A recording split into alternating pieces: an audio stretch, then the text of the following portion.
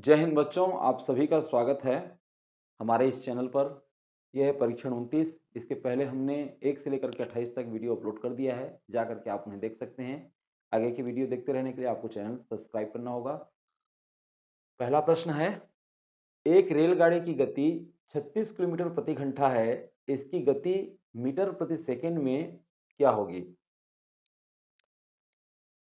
36 kilometre प्रति घंटा है।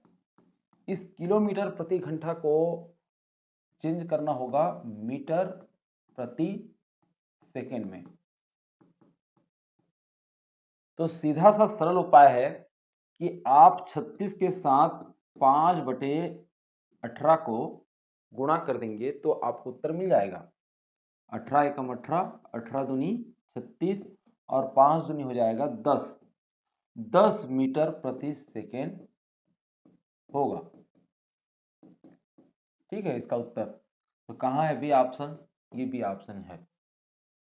अभी आप लोग बोल रहे होंगे कि ये तो जमी नहीं कि 5/18 को कैसे कर दिए। देखिए, 5/18 को इसलिए किया जाता है क्योंकि किलोमीटर को मीटर में यदि चेंज करेंगे तो 1 किलोमीटर बराबर कितना मीटर हो जाता है? 1 किलोमीटर हो जाता है 1000 मीटर। और उसी तरीके से हम देखें तो 1 घंटा बराबर कितना सेकेंड हो जाएगा? एक तो 60 मिनट होता है और हर मिनट में होते हैं 60 सेकेंड, इसलिए 60 गुणित 60 सेकेंड हो जाएगा। ठीक, अब इसको सरल करोगे तो आपको जो है आ जाएगा 5/18। कैसे? इस शून्य को काटे, इस शून्य को काटे, इस शून्य को काटे, इस शून्य को काटे। फिर हम देख रहे हैं कि 2 पंचे होगा 10 और 2 तिया हो जाएगा 6। अब ऊपर में देखिए 5 आया और नीचे में 3 छिक्का 18 आया, इसलिए सीधा सीधा हम क्या कर देते हैं 5/18 को गुणा कर देते हैं और किलोमीटर प्रति घंटा को मीटर बटे सेकेंड के रूप में परिवर्तित कर लेते हैं। तो इसलिए आपको याद रहे 5/18 आप गुणा करके इस तरह से परिवर्तित कर सकते हैं। चलिए अगला क्वेश्चन हम देखते हैं कि 12 रुपये की पेन को 6 रुपये में बेचने से कितने प्रतिशत हानि होगी? यहाँ पर 12 रुपये जो क्रय मूल्य है वो 12 रुपया है और उसको बेचा कितने में जा रहा है, विक्रय कितने में किया जा रहा है? 6 रुपये में। सीधी सी बात है, हानि होगी। हानि बराबर होता है क्रय मूल्य ऋण विक्रय मूल्य। मतलब 12 रुपये में 6 रुपया को हम घटाएंगे तो 6 रुपये की हानि हो रही है। तो हानि केवल 6 रुपये की नहीं पूछ रहा है, यहाँ पूछ रहा है कितने प्रतिशत हानि होगी, प्रतिशत में पूछ रहा है। ये नहीं पूछ रहा है कि 12 रुपये में कितना हानि हुआ। देखिए, हानि प्रतिशत, जब प्रतिशत में हमको बताना हो प्रति 100 में कितना हानि हो रहा है, इसका सूत्र है कि हानि बटे क्रय मूल्य गुणित होता है 100। अब हानि को हम लिख देंगे 6 रुपया, 6 रुपये की हानि हो रही है और क्रय मूल्य कितना है 12 रुपया, और इसको हम 100 से जब करेंगे गुणा तो हमको हानि प्रतिशत मिल जाएगा। अब इसको सरल कर लें, सरल करेंगे तो क्या होगा? सरल करेंगे तो होगा 6 एकम 6, 6 दूनी 12, फिर 2 एकम 2, 2 पंचे 10 और शून्य का शून्य, आ रहा है उत्तर 50। तो 50% की हानि होगी। ये बी ऑप्शन देखिए 50%, ये सही है उत्तर। ठीक है, अगला हम प्रश्न देखते हैं, इसको मिटा दें। 5 वर्ष में 12% वार्षिक की दर से 1000 में मूलधन का ब्याज होगा। ब्याज पूछा है, क्या पूछा है? ब्याज। और ब्याज बराबर होता है मूलधन गुणित दर गुणित समय। यहाँ पर मूलधन कितना है? मूलधन दिया है 1000, तो मूलधन की जगह में हम 1000 लिख लेंगे। फिर दिया है दर, तो दर है आपका 12% वार्षिक दर, तो 12% को हम लिख सकते हैं 12/100, और समय है 5 वर्ष, तो 5 लिख लें, फिर हमको ब्याज मिल जाएगा।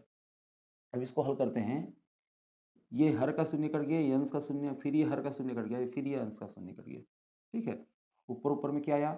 ऊपर में आया 5 12 60 और 60 एकम 60 और एक शून्य का शून्य, 600 रुपया। 600 रुपये क्या है? ये ब्याज है। तो सी ऑप्शन देखिए 600 रुपया ये दिया है, ये इसका सही उत्तर होगा।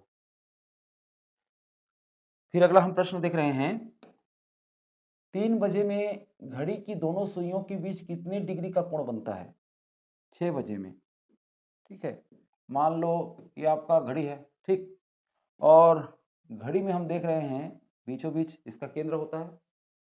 ऊपर में आपका 12 लिखा रहेगा, नीचे में लिखा रहेगा 6। इधर दाएं साइड आपका 3 रहेगा, इधर रहेगा 6। आप जानती ही हैं घड़ी का जो संपूर्ण कोण होता है वो होता है 360 अंश, और इसको हम बराबर यदि 4 भागों में बांटे, बराबर 4 भागों में बांटे, तो यहाँ पर जो कोण बनेगा वो 90-90 अंश का कोण बनेगा। ठीक है, उदाहरण स्वरूप आप लोगों को बता रहा हूँ, ये देखिए चंदा ले आए हम, यहाँ से हम देख रहे हैं ये पूरा पूरा 90 अंश का कोण, ये देखिए बन रहा है, ये 90 अंश का कोण बन रहा है। ठीक है, ये देखिए 90 अंश का कोण यहाँ से जी। ठीक, तो ये जो था कि कोण कितना का बना है ना। अब इसको हम चाहे तो मिटा सकते हैं। ठीक है, ये यहाँ से यहाँ तक 90 अंश का कोण बना। अब प्रश्न पूछा है 3 बजे में घड़ी के दोनों सुइयों के बीच कितने डिग्री का कोण बनता है। 3 जब बजेगा तो होगा क्या, 3 बजने के लिए आपको छोटा कांटा को 3 में रहना रहेगा, और जो मिनट का कांटा है बड़ा कांटा वो रहेगा आपके 12 में, तब जाकर के ये 3 बजेगा। तो इसके बीच में जो कोण कितना बन रहा है यही पूछा है, तो सीधी सी बात है 90 अंश का कोण बन रहा है जी, तो ये 90 अंश का कोण बनता है। ठीक, इस प्रकार से आपको समझना है। 1/8 कितने प्रतिशत को निरूपित करती है। यहाँ पर 1/8 एक भिन्न है, 1/8 इसको हमको प्रतिशत में निरूपित करना है, तो प्रतिशत में बनाने के लिए क्या करते हैं, हम सीधा 100 से गुणा करते हैं। अब हम इसको कटा सकते हैं, 2 चौक 8 और 2 पंचे हो जाएगा 10 और शून्य का शून्य, फिर 2 से कटेगा 2 दूनी 4 और ये 50 का आधा यानी 2 दूनी 4 हो जाएगा, 5 में 4 गया, बच गया 1, तो ये शून्य के आगे में जाएगा तो 10 हो जाएगा, 2 पंचे 10। अब देख रहे हैं 25/2, मतलब 25 को आपको 2 से भाग देना होगा, तो 2 एकम 2, ये कट गया उतारे 5, फिर 2 दूनी हो जाएगा 4, 5 में 4 गया बच गया 1, तो 12 पूरा पूरा जा रहा है, 12 सही हो जाएगा 1/2 प्रतिशत। ये देखिए ये ऑप्शन है 12 सही 1/2, इसका सही उत्तर है। तो इस प्रकार से आपको बना लेना है। अगला हम प्रश्न देखें,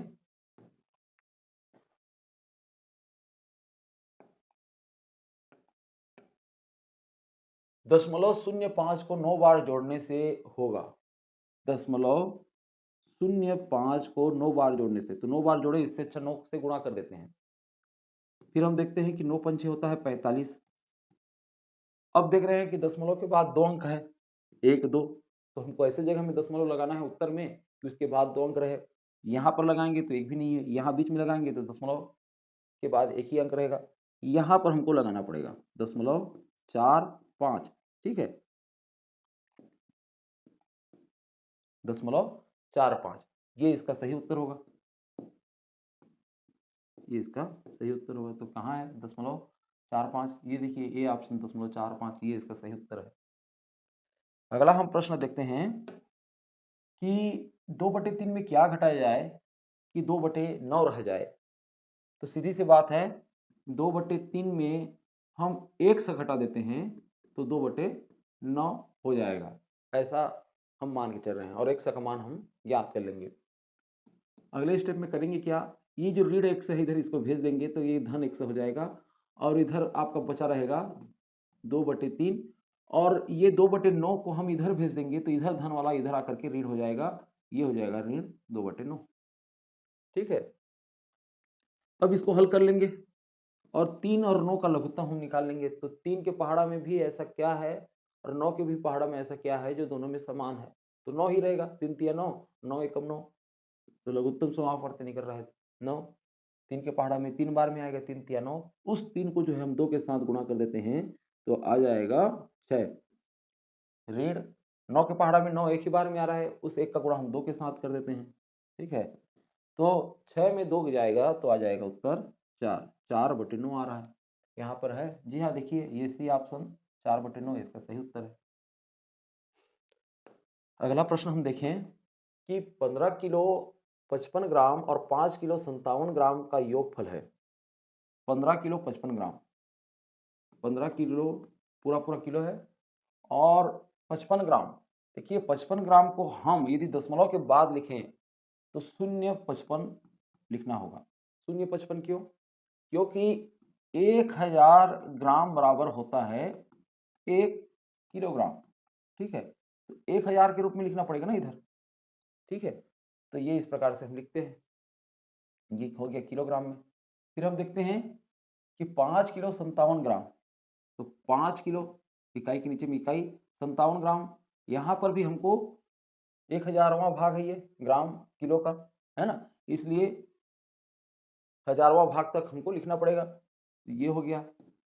ठीक है, अब इसको क्या कर देते हैं, हम जोड़ देते हैं, तो 7 और 5 हो जाएगा 12, 12 का 2 हाथ में आया 1, और 1 और 5 हो जाएगा 6, और 6 5 हो जाएगा 11, हाथ में आया 1, और यहाँ 0 0 हो जाएगा 1, दशमलव के नीचे में दशमलव, 5 5 हो जाएगा 10, हाथ में आया 1, और 1 1 हो जाएगा 2, तो 20 किलो 112 ग्राम हो रहा है। तो यहाँ पर है जी, यहाँ देखिए डी ऑप्शन 20 किलो 112 ग्राम इसका सही उत्तर होगा। तो इस तरीके से आपको इसको बना लेना है। अगला प्रश्न है कि उस वर्ग का क्षेत्रफल निकालो जिसकी एक भुजा 50 सेंटीमीटर है।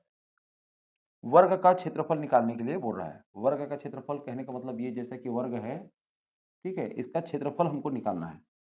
इसका क्षेत्रफल यानी अंदर में जो कितना है इसका क्षेत्रफल। ठीक है, तो इसकी एक भुजा कितनी है, 50 सेंटीमीटर है। यहाँ से लेकर के यहाँ तक ये कितनी है, 50 सेंटीमीटर है। तो आप जानते ही हैं वर्ग का क्षेत्रफल बराबर क्या होता है। वर्ग का क्षेत्रफल बराबर होगा भुजा गुणित भुजा, या भुजा का हम वर्ग मानते हैं। ठीक है, तो भुजा का मान कितना है, 50 सेंटीमीटर, तो 50 गुणित हो जाएगा 50। ठीक है, 5 पच्चे हो जाता है 25, और ये शून्य का ये शून्य, और ये शून्य का ये शून्य, तो शून्य हो गया। अब ये कितना है, ये है आपका सेंटीमीटर वर्ग या वर्ग सेंटीमीटर। तो यहाँ पर है इस प्रकार से 2500 वर्ग सेंटीमीटर। जी हाँ, देखिए आप डी ऑप्शन 2500 वर्ग सेंटीमीटर यहाँ दिया है, ये इसका सही उत्तर है। अगला हम प्रश्न देखें तो एक वर्गाकार खेत का परिमाप 64 मीटर है। एक वर्गाकार खेत है, ठीक है, इस प्रकार से ये खेत है, तो इसका परिमाप 64 मीटर है। यहाँ से शुरू करके यहाँ तक, फिर यहाँ से यहाँ तक, ये पूरा चारों ओर का माप जो है 64 मीटर है। इसी को परिमाप कहते हैं। चारों भुजाओं का योग को 64। क्षेत्रफल ज्ञात करने के लिए हमको एक भुजा का मान ज्ञात करना पड़ेगा। भुजा का मान जब तक हमको पता नहीं चलेगा, हम क्षेत्रफल की गणना नहीं कर पाएंगे। तो परिमाप से निकालेंगे, परिमाप से ही हमको निकालना पड़ेगा भुजा का मान। और हम जानते हैं कि परिमाप बराबर होगा चारों भुजाओं का योग, यानी 4 गुणित भुजा। ठीक है, और भुजा का मान हमको ज्ञात करना है, तो हम क्या करते हैं, 4 को इधर पक्षांतर कर देंगे, तो ये 64 मीटर के साथ हो जाएगा भाग, तो हमको भुजा का मान ज्ञात हो जाएगा। तो हम इसको कटाते हैं, तो देख रहे हैं यदि आपको 4 का पहाड़ा पढ़ने में परेशानी है तो 2 दूनी हो गया 4, और 2 तिया हो जाएगा 6, और 2 दूनी 4, देखिए 64 हो गया 32। अब फिर एक बार और कटा लें, 2 एकम 2, फिर हो जाएगा 2 एकम 2, 3 में 2 गया बच गया 1, 2 छिक्का हो जाएगा 12, यानी भुजा का मान आ रहा है आपका 16 मीटर। तो जब भुजा का मान 16 मीटर आ रहा है तो हम क्षेत्रफल गणना कर सकते हैं, यानी 16 का वर्ग कितना हो जाएगा, ये इसको हमको देखना पड़ेगा। तो 16 का वर्ग होता है 256, तो यहाँ पर भुजा गुणित भुजा है, तो इसलिए वर्ग मीटर हो जाएगा उत्तर। 256 वर्ग मीटर है, 256 वर्ग मीटर। जी हाँ, देखिए सी ऑप्शन 256 वर्ग मीटर, ये इसका सही उत्तर है। अगला प्रश्न हम देखें कि 72 को ऐसे दो भागों में बांटा गया तो 2:7 के अनुपात में है, तो भाग बताओ। यानी 72 को दो भागों में बांटा जा रहा है और अनुपात आ रहा है 2:7, माने एक तरफ 2 भाग, एक तरफ 7 भाग, यानी कुल कितना भाग करना पड़ेगा, एक तरफ 2 भाग, एक तरफ 7 भाग, तो सीधा सीधा ये है कि 2 और 7 9 भाग करना पड़ेगा। तो सबसे पहले तो हम 72 का 9 भाग कर लेते हैं, फिर उसके बाद एक तरफ 2 भाग कर देंगे, एक तरफ 7 भाग कर देंगे, तो 9 भाग कर रहे हैं। तो आप जानते ही हैं कि 9 एकम 9 और 9 अट्ठे होता है 72, यानी एक भाग में 8 भाग आ रहा है, तो क्या करेंगे, 2 भाग तरफ जो है 2 गुणित 8 कर देते हैं, और अनुपात एक तरफ जो है 7 भाग, तो उधर 7 गुणित 8 कर देंगे, तो हमको उत्तर मिल जाएगा। 2 अट्ठे होगा 16, और इसी तरीके से 7 अट्ठे हो जाएगा 56। तो ये हो जाएगा, एक तरफ 16 भाग रहेगा, एक तरफ 56, है ना। तो कहाँ पर है ये ऑप्शन, देखिए बी ऑप्शन, देखिए ये इसका सही उत्तर है। ठीक है, ये तो इस तरह से बन जाएगा। आपको समझ में आया कि नहीं आया, आप जरूर हमें बताएंगे। फिर अगला हम प्रश्न देखते हैं कि 3, 15, 4 की चौथी समानुपाती 3, 15, 4 की चौथी समानुपाती संख्या होगी। यहाँ पर चौथा क्या है इसको नहीं दिया है, और ये जरूर बता दिया गया है कि समानुपाती संख्या है। कैसे समानुपाती संख्या है, मतलब 3:15 समानुपात 4 अब ये जो खाली है उसको हम एक समान लेते हैं, उसी को ज्ञात करना है। तो जब इसको हल कर रहे हैं तो ये 3:15 को हम लिख सकते हैं 3/15, और समानुपात की जगह में 12, और 4 की जगह में 4/1 से लिख लेंगे। अगला स्टेप में क्या करेंगे कि 1 से इधर पक्षांतर कर देंगे, तो इधर जो है बटे इधर आकर के ऊपर में चला जाएगा, ये 1 हो जाएगा, और ये 3/15 को हम ले जाएंगे इधर इस पक्ष में, इधर जहाँ 4 है, इधर जैसे ही जाएगा तो ये 15 बटे क्या हो जाएगा, 3 हो जाएगा, ये इस तरीके से। ठीक है, अब देखते हैं इसको हल करके, 3 एकम 3 और 3 हो जाता है, 3 पंचे 15। फिर हम देखते हैं कि 5 चौक हो जाएगा 20, माने वो जो एक संख्या है, ये जो चौथी समानुपाती संख्या है वो क्या है आपका 20, डी ऑप्शन 20, ये इसका सही उत्तर होगा। तो इस तरीके से आपको बनाना है। अगला प्रश्न है कि 400 रुपये पर 5 महीने का 2% प्रति माह की दर से ब्याज ज्ञात करो। ब्याज ज्ञात करना है, जैसा कि आपको पहले ही बताया, ब्याज बराबर क्या होता है, मूलधन गुणित दर गुणित समय। यहाँ पर जो मूलधन है वो है 400, दर कितना चल रहा है 2% यानी 2/100, और कितने महीने का, 5 महीने का। अब इसको हल कर लीजिए, ये शून्य कट गया, ये शून्य, ये भी शून्य, ये भी शून्य, 5 दूनी हो जाएगा 10, और 10 चौक हो जाएगा 40, 40 रुपये ब्याज बन रहा है। ठीक है, तो यहाँ पर ए ऑप्शन देखिए 40 रुपये इसका सही उत्तर है। तो अगला प्रश्न हम देखें, अगला प्रश्न है वह संख्या बताओ जिसका 28 के साथ, वह संख्या बताओ जिसका 28 के साथ वही अनुपात हो जो 3 का 4 के साथ हो। सीधी सी बात है कि 3 का 4 के साथ अनुपात हो, यानी 3:4 होना चाहिए। किसके साथ, ये देखिए 28 के साथ। कि ऑप्शन में आप देख रहे हैं कि 14, 16, 12 और 21 है। सीधा सा मतलब है 28 जो है 4 के स्थान पर आ रहा है, और 3 के स्थान पर जो है ये संख्या आएंगी। तो हम क्या कर लेते हैं कि 3:4 समानुपात, अब 3 की जगह में हम लिख देंगे x, जिसका मान हम ज्ञात करेंगे, और अनुपात हो जाएगा आपका 28। ठीक है, इस तरीके से हम एक संबंध बना लेंगे। अब इसको हल करेंगे, तो हल करेंगे मतलब 3 बटे हो जाएगा 4, और समानुपात की जगह में बराबर, और x की जगह में x, और बटे हो जाएगा 28। यहाँ पर x का मान हमको ज्ञात करना है। अगले चरण में हम करेंगे क्या कि x को एक तरफ रख देंगे, और इस 28 को इधर पक्षांतर कर देंगे, तो 3/4 की तरफ आकर के ये 1/28 जो है ये हो जाएगा 28 हो जाएगा। ठीक है, 28/1 हो जाएगा, समझिए। तो बटे 1 को लिखने की जरूरत नहीं है। फिर हम देखते हैं कि 4 एकम 4, और 4 सत्ते हो जाता है 28। अब ऊपर ऊपर में क्या बचा, 7 तिया, 7 तिया हो जाएगा आपका 21। तो 21 इसका सही उत्तर है, डी ऑप्शन देखिए 21 दिया है, ये सही उत्तर होगा। तो इस तरीके से आपको बनाना होगा, समझना होगा प्रश्न को। चलिए अगला प्रश्न हम देखते हैं।